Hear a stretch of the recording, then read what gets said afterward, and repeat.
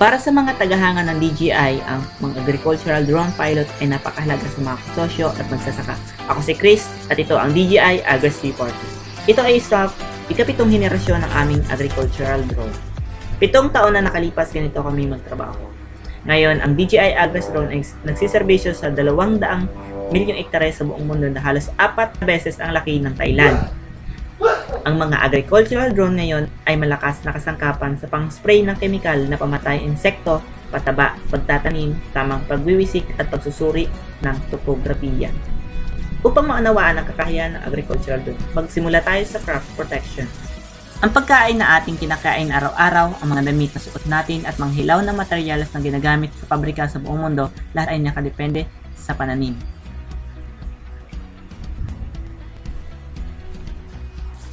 Ang magsasaka nagtatanim sa mga burol at pira-pirasong lupain madalas umaasa sa mga backpack sprayer.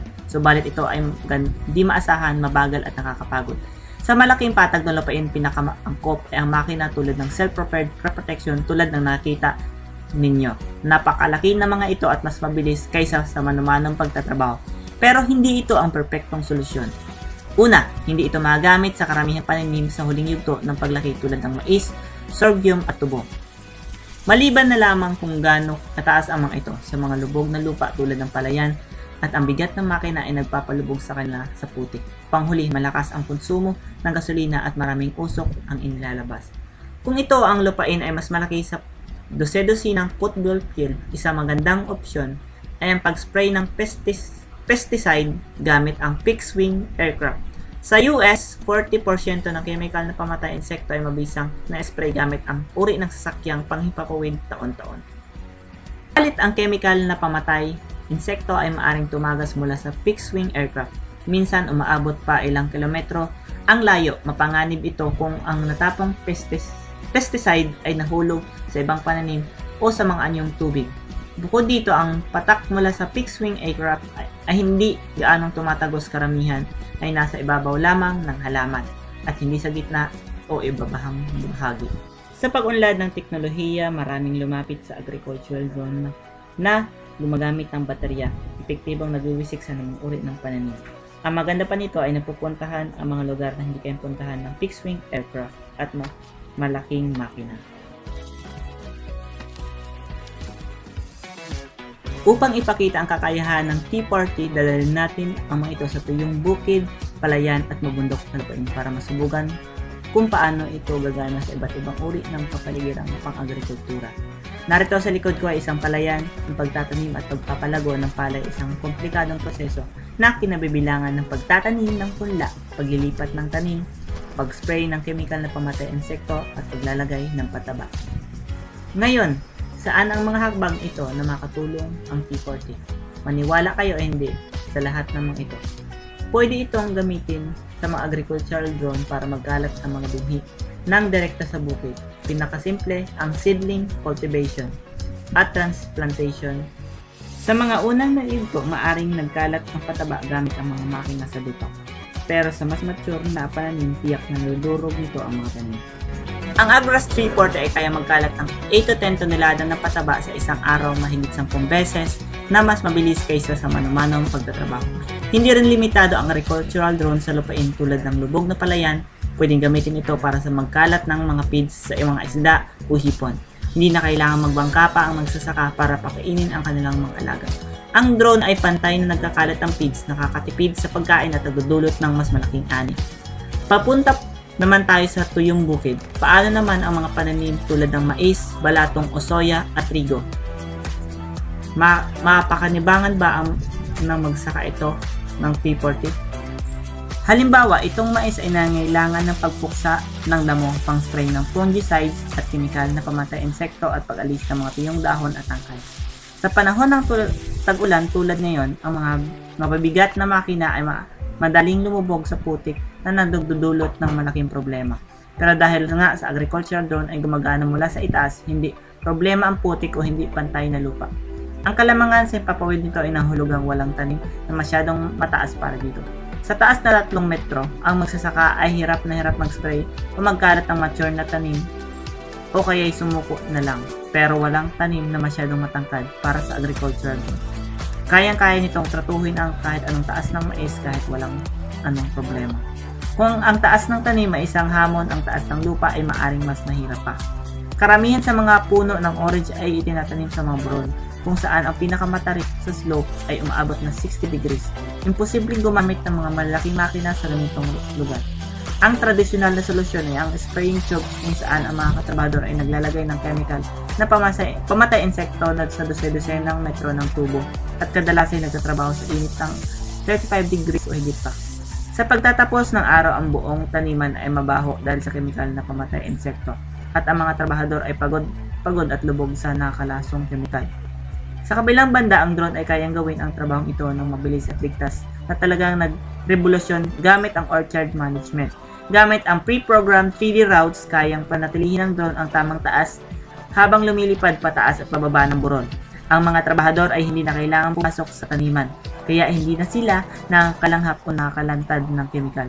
Dagdag pa rito, ang agricultural drone ay nakakaiwas sa pag-aksaya ng tubig mula sa manumanong spraying na umaabot na 2 tonelada bawat ektarya, kung saan karamihan ay natatapon lamang sa lupa. Ito ay nagdudulot ng polusyon sa tubig at nagkakalat ng pinsala sa ibang lugar.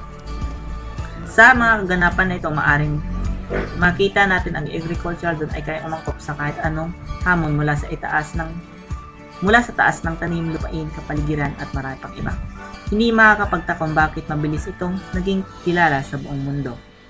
Ngayong naintindihan natin ang mga tampok at benepisyo ng agricultural drone, malamang itatanong mo sa sarili, paano ba ito gamitin? Bago ang 2016, ang mga agriculture ay walang onboard radar o cameras tulad na nakita mo rito. Noon, kailangang nakatingin ang nagmamanyobra sa drone at minsan ay kailangan pa ng spotter o tagatingin. Ang mga baguhan ay kailangan sumailalim sa 4 na oras na pagsasanay araw-araw ng buong buwan bago maging kwalipikadong piloto. Pero ngayon, pwedeng imapa ang buong flight area o liparan nito sa pamagitan ng paglalakad lang sa palibot ng bukid. Hawak ang drone remote controller para i-plot ang mga lokasyon nito. Pagtapos ng kaunting pagmamaniobra sa flight path o pagdadaluyan, handa na ang drone para magsagawa ng fully autonomous operation. Habang ang drone ay kusa ng lumilipad, ano ang gagawin ng pilot? Simple lang, magpahinga sa ilalim ng puno. Ginagawa nga mas madali ng automation ang pag-operate ng drone, pero minsan ay problema ay mga hadlang tulad ng poste at puno. Paano ito maiwasan ng agricultural drone? Ang mga pinakasimpleng paraan ay ang umarka ang mga balakid tulad ng mga poste, kuryente at puno, o scan ang bukid para alam ng drone kung saan ito dapat umiwas. Pero kung mas malaki ang lugar at mas mataas ang mga hadlang o balakid, mahirap itong gawin. Ano ang mga posibleng solusyon? Sa T40, maaring paraan. Una, ang FPV camera ay nagbibigay ng real-time view sa remote controller, kaya nakikita ang gumagamit na ang lahat ng dinadaanan ng drone para makaiwas sa mga puno at poste. Pangalawa, ang T40 ay may built-in phase array radar system na nandidetect at nakaiwas sa mga hadlang mula 50 metro ang layo. Kaya kahit hindi mo manual na iwasan, pusa itong na-adjust. Kaya mas ligtas, mas madali at mas automated na ang paggamit ng agricultural drone ngayon.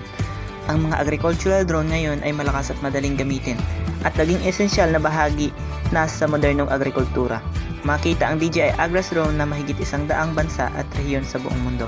Pero gaano nga ba kabisa ang agricultural drone sa totoong buhay?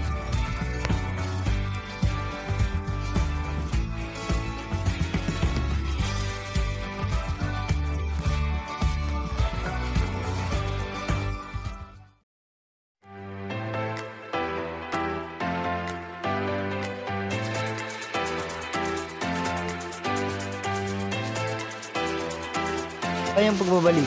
Ako si Chris at kung pinapanood mo ang video na ito, narito ka upang matuto tungkol sa serye ng DJI Agras. Sa huling video, natutunan natin kung ano ang kayang gawin ng mga agricultural drone. Sa video na ito, pag-aaralan natin ang mga pinakabagong platform na DJI, ang Agras T40. Malalaman natin ang pagbabago nito. Handa ka na ba? Lumipad na tayo. Ang T40 ay maraming pagbabago mula sa naunang T30. Mula sa 6 na braso ng aircraft patungo sa 4 at mula 6 na motor at propeller patungo sa 8. Tignan muna natin ang disenyo ng aircraft. Ang unang MG model ay may 8 braso at propeller upang matiyak ang ligtas na paglipad at paglapag nito kahit mayroong motor na pumalya. Gayunpaman, ang propeller na ito ay naglalabas ng thrust na hindi akop para maabot ng spray droplets sa gitna ng ibabang bahagi ng mataas na pananim. Bakit? Dahil kapag mas marami ang propeller ng aircraft, mas palipad. Ito ay nagpapakita ng hamon paano natin masisiguro ang kaligtasan sa paglipad na may redundancy upang maabot ang tamang lakas ng propeller. Upang matugunan ito, gumamit kami ng 6 na propeller na disenyo para sa T20 at T30. Ngunit sa T40, dinisenyo. Ang propeller system ay may 2 set kung saan sa pagitan ng bawat braso, ang isa ay sa taas at ang isa ay sa baba.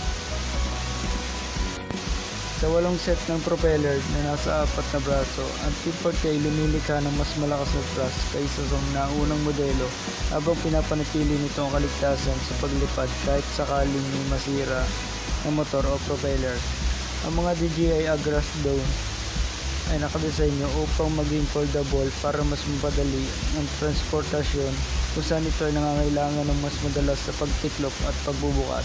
Dati ang mga braso ay may slip na kailangan higpitan tuwing ititiklop o bubukasan ng aircraft. Upang matiyak ang kaligtasan, kailangan suriin ng user kung mahigpit ang pagkakabit ng arm sleeve bago paliparin ito. Ang T40 ay may folding design na maaaring ilak sa loob ng 1 segundo at may kasamang safety sensor kapag nakalock ang buckle. Hindi nakakalipad ng aircraft kaya naiiwasan ang aksidente. Ngayon, pag-usapan natin ang spraying system na marahil ay may maraming pagbabago.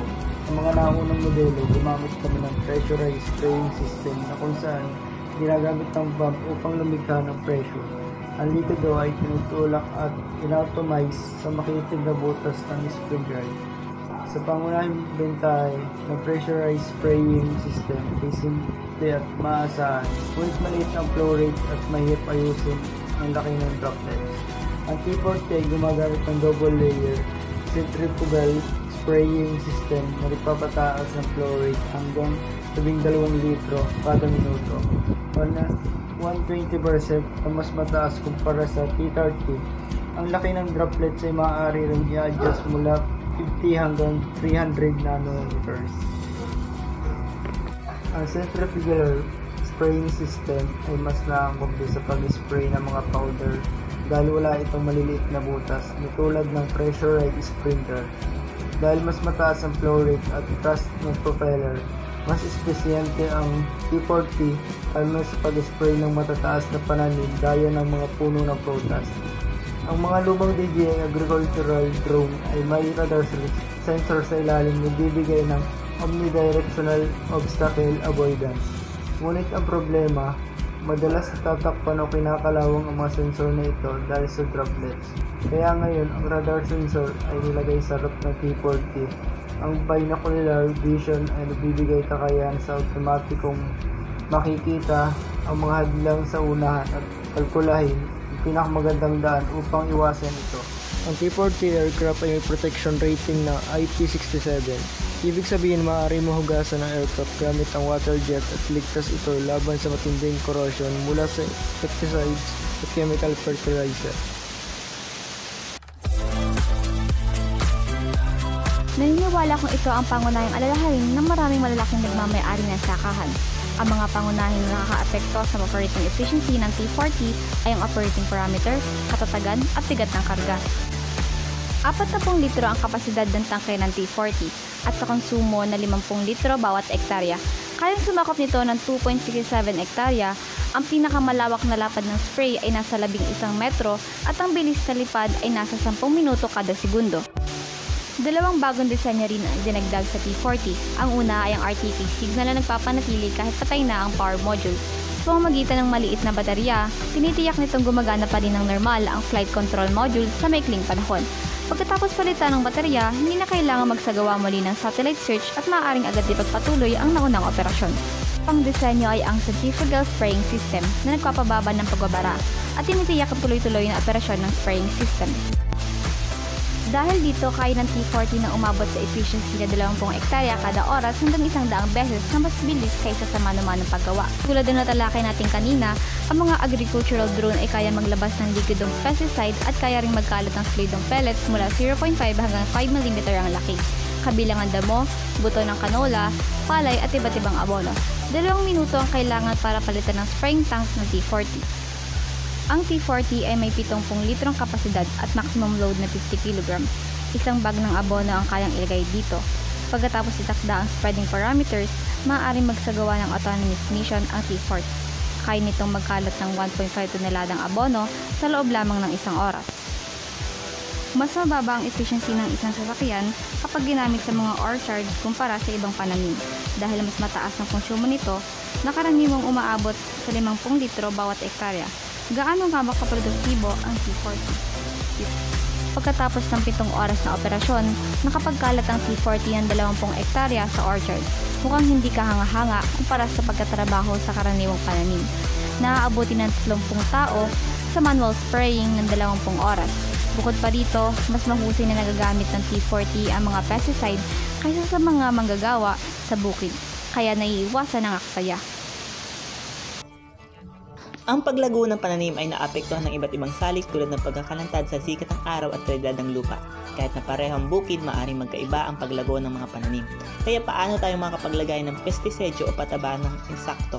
Una, gamitin ang multi-spectral drone upang suriin at ipapang lugar.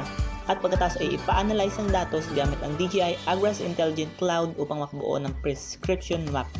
Gamit ang mapang ito, maglalagay ang T40 na mas maraming pataba sa mga lugar na nagpapakita na mahina na paglago at mas kaunti naman sa mga lugar na mas malusog na kalagayan. Sa ganitong paraan, mababawasan ang gastos sa pagsasaka sa pamamagitan ng paglalaan ng mga resources kung saan lamang ito kinakailangan. Kaya't ang prescription map ay isang mahusay na kasangkapan para sa mga magsasaka sa pagpapasya sa paggamit ng pestisedyo, pagtukoy ng mga sakit sa pananim at pestisedyo at maging sa pagtataya ng ani.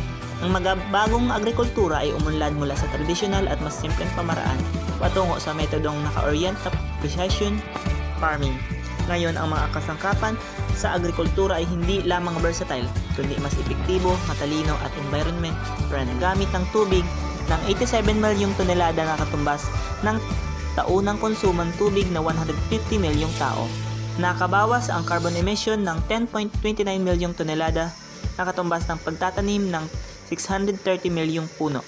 Ito ay naging posible dahil sa lahat ng mga driver, magsasaka, inhinyero at mga katuwang na nagtrabaho ng sama-sama upang bigyang buhay ang isa sa pinakamatandang propesyon sa mundo.